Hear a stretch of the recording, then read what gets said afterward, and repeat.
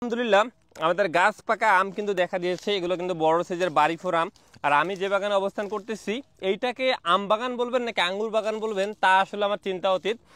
যদি একটু ঘুরে দেখে আসেন, আম তো একদম দেখেন লাল টকটকে কত সুন্দর পেকে গেছে। গাছ পাকা আম তো গাছ পাকা আম তো আপনাদের দিতে পারবো না, কিন্তু এইরকম ফ্রেশ কোয়ালিটির আমগুলো আপনাদের বাসায় কিন্তু চলে যাবে। দেখেন আমের সাইজ দেখেই মন ভরে যাবে। আর প্রতিটা গাছে এত পরিমাণ আম। এই রকম বাগান আপনারা আসলে কয়জন দেখেছেন আমি জানি না। যদি পারতাম আপনাদের সবাইকে ইনভাইট করে এরকম বাগান আসলে ঘুরে দেখাইতাম। তো প্রতিটা গাছে এত সুন্দর সুন্দর আম ধরেছে। আর আম মূলত আমি বলি, আম আসলে গাছ লাগাইলেই যে হয় না, বিষয়টা এমন না। প্রতিটা আমকে কিন্তু সন্তানের মতো করে যত্ন করে বড় করা লাগে।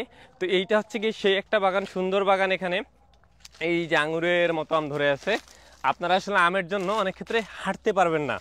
তো এই রকম আমগুলো আসলে আপনারা নাহিদচর থেকে ঘরে বসেই কিন্তু পেতে পারেন। জাস্ট আমাদের ফোন কল অথবা মেসেজ করলেই হয়ে যাবে। আর যদি কেউ সরাসরি বাগানে এসে ঘুরে যেতে চান তাদেরকে আমরা ইনভাইট করতেছি। আর এইটা বাগান মূলত যেটা, এটা প্রায় আপনার হচ্ছে গিয়ে 4000 গাছের বাগান। এটা মূলত বাড়ি ফোর চাচাদের। আর আমের কোয়ালিটি অনেক ভালো। তো আসসালামু আলাইকুম।